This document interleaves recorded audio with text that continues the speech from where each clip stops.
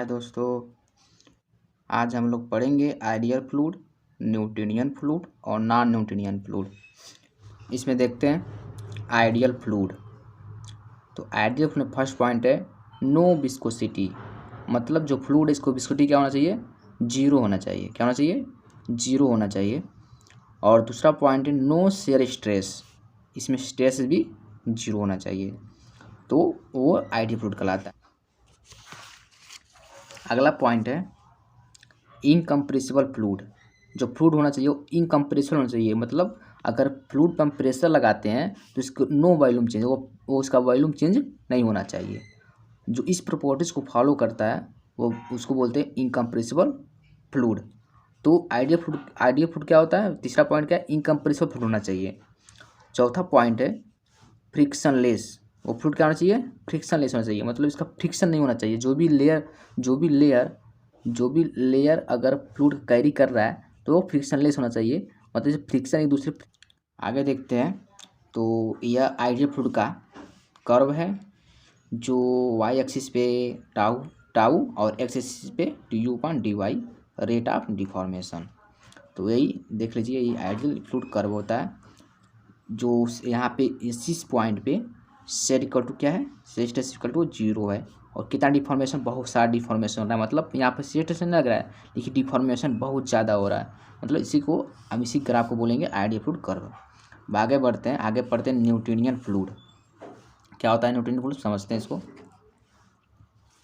तो इसमें क्या होता है, ऐसे फ्लूइड जो न्यूटन्स लॉ ऑफ विस्कोसिटी को पालन करते हैं न्यूटोनियन फ्लूइड कहलाते हैं।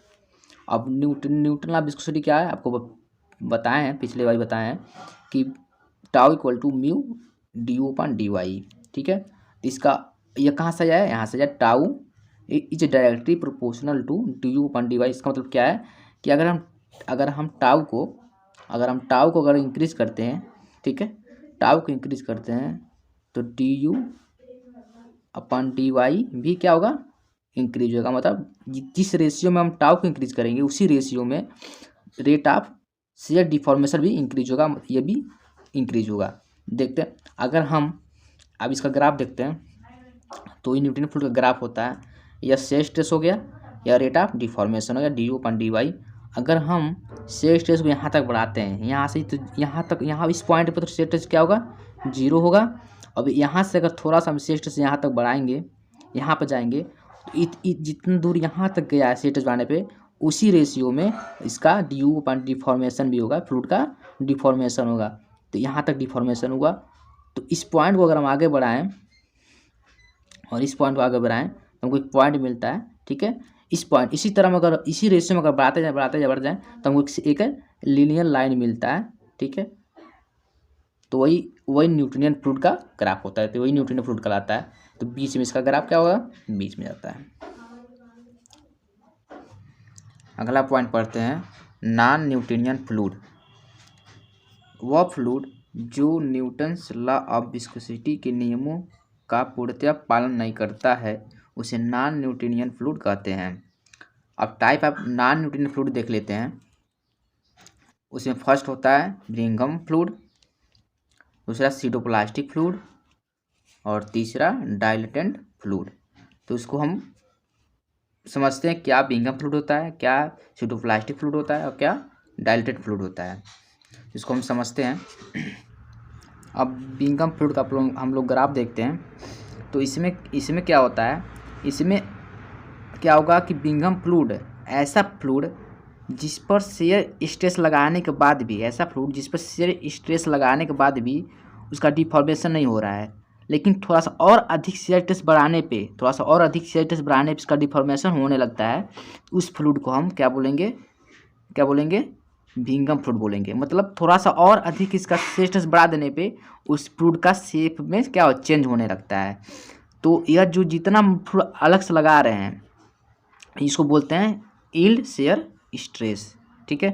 तो इसमें हम लोग क्या पढ़े, टाउ इक्वल टू जो यील्ड है या एक्स्ट्रा हम लोग जो एक्स्ट्रा शेयर स्ट्रेस लगा रहे हैं वो है tau y plus m du/dy और पावर n, ठीक है। तो n जो क्या होता है, तो ब्रिंघम फ्लूइड में n = 1 होता है, n = 1 होता है।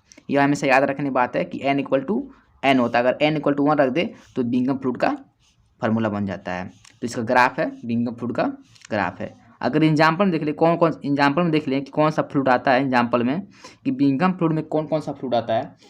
तो इसमें जो आता है, इसमें टूथपेस्ट आता है, टूथपेस्ट आता है।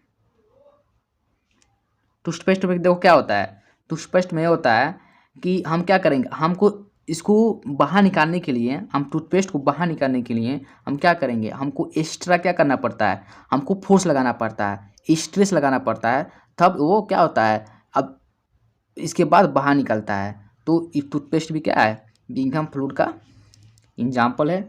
दूसरा अगर दूसरा देखें तो पेंट भी हो गया। पेंट भी क्या एक प्रकार का बिंघम फ्लूइड ही है। और इसके बाद देख ले सलज भी क्या है, बिंघम फ्लूइड का ही एग्जाम्पल है। ETC बहुत से होते हैं जो बिंघम फ्लूइड के एग्जाम्पल होते हैं। अगला फ्लूइड देखें तो अगला फ्लूइड है स्यूडोप्लास्टिक फ्लूइड। स्यूडोप्लास्टिक फ्लूइड क्या होता है, इसमें क्या होता है, n फिर फार्मूला सेम रहेगा। फार्मूला जो होता है tau equal to tau y plus m d/dy/n,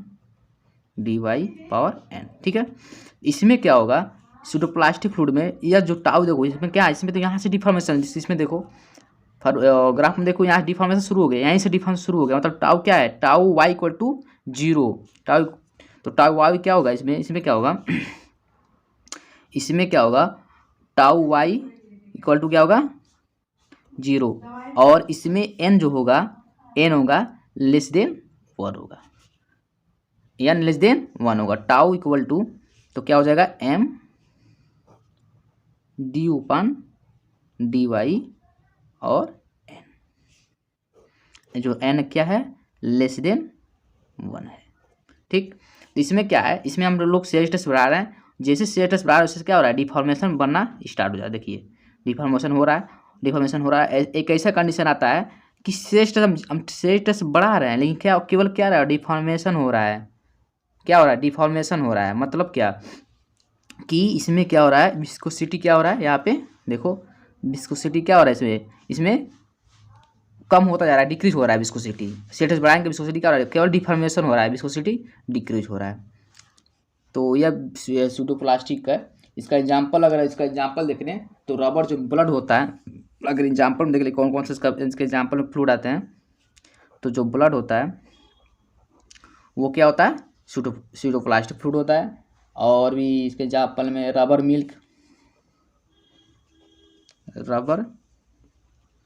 milk ETC, ठीक है। तो इसमें यह है, इसमें क्या है, देखो यहाँ पे शेयर स्ट्रेस बढ़ाएंगे, यहाँ पे शेयर स्ट्रेस देखो, यहाँ पे अगर हम शेयर स्ट्रेस बढ़ा रहे हैं, ठीक है, तो इसमें जो हमारा म्यू है, जो विस्कोसिटी क्या होगा, डिक्रीज होगा। क्या होगा, डिक्रीज होगा। यहाँ पे डिक्रीज हो रहा है। एक कंडीशन तो यहाँ पे इंक्रीज हो रहा है, शेयर स्ट्रेस बढ़ा रहे हैं तो इंक्रीज हो रहा है, यहाँ पे क्या डिफॉर्मेशन भी हो रहा है। लेकिन कंडीशन ऐसा आएगा कि हम शेयर स्ट्रेस और बढ़ाएंगे तो क्या केवल डिफॉर्मेशन होगा, शेयर स्ट्रेस बढ़ेगा नहीं, केवल डिफॉर्मेशन होगा यहाँ पे। तो मतलब यहाँ पे विस्कोसिटी डिक्रीज हो रहा है, तभी तो डिफॉर्मेशन अब बढ़ रहा है। कोई फ्लूइड क्या है, कब बढ़ेगा, जब इसका विस्कोसिटी कम होगा, तब विस्कोसिटी यहाँ कम होता है। आगे देखते हैं, अगला जो है डाइलेटेंट फ्लूइड।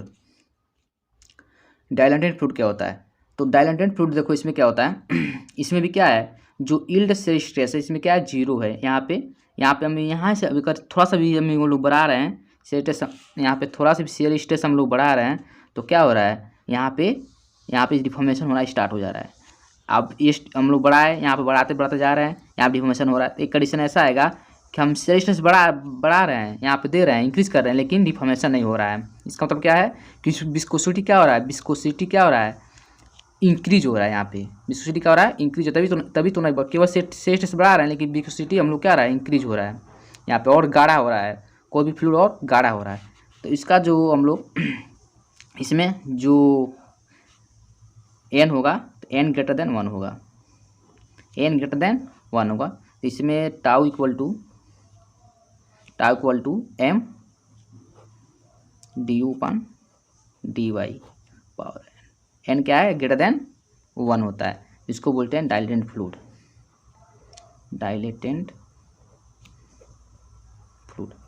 इसमें तो डाइलेटेड फिल्म क्या होगा, अगर मान लो सेट बढ़ाएंगे, अगर हम सेट बढ़ाते हैं, सेट अगर बढ़ाते हैं तो इसमें क्या होगा, विस्कोसिटी क्या होगा, इंक्रीज होगा। विस्कोसिटी क्या होगा, इंक्रीज होगा। विस्कोसिटी क्या हो रहा है, इंक्रीज हो रहा है, मतलब फ्लूइड और गाढ़ा होता जाता है। डिफॉर्मेशन यहाँ पर डिफॉर्मेशन क्या हो रहा है, घट जा रहा है। डिफॉर्मेशन क्या हो रहा है, घट जा रहा है, मतलब और क्या, डिफॉर्मेशन क्या हो रहा है, du/dy। एक कंडीशन ऐसा है का डिफॉर्मेशन क्या हो रहा है, घटने लगेगा। हाँ, तो इसका एग्जाम्पल हम लोग देखते हैं। तो डाइल्यूटेड फ्लूइड का सेंड इन वाटर होता है, और भी ETC बहुत से होते हैं जो आप लोग देख लेंगे, इंटरनेट खोज सकते हैं कि डाइल्यूटेड फ्लूइड का एग्जाम्पल क्या होता है। इसमें ज़रूरी बात यह है कि इसमें क्या होगा, सेट हम बढ़ाएंगे, डाइल्यूटेड फ्लूइड में अगर सेट हम बढ़ा रहे हैं तो इसमें क्या होगा, विस्कोसिटी भी क्या होगा, इंक्रीज होगा। विस्कोसिटी भी क्या होगा, इंक्रीज होगा। सेट बढ़ाएंगे, देखिए ग्राफ में हम सेट क्या हो रहा है, बढ़ा रहे हैं, यहाँ से बढ़ाना स्टार्ट किए तो पहले तो बहुत तेज़ी से क्या हो रहा है, इसका डिफॉर्मेशन हो रहा है। लेकिन अगर सेट हम बढ़ाते जा रहे हैं तो इसका कंडीशन क्या होगा, डिफॉर्मेशन क्या हो रहा है, घट रहा है। अब डिफॉर्मेशन क्या हो रहा है, घटा। एक कंडीशन ऐसा है, डिफॉर्मेशन क्या होगा, डिफॉर्मेशन अब होगा ही नहीं फ्लूइड का, और गाढ़ा होता जाएगा। इसका मतलब क्या है कि इसका विस्कोसिटी क्या होगा, इंक्रीज होता जाएगा, और रेट ऑफ डिफॉर्मेशन में क्या होगा, डिक्रीज हो जाएगा।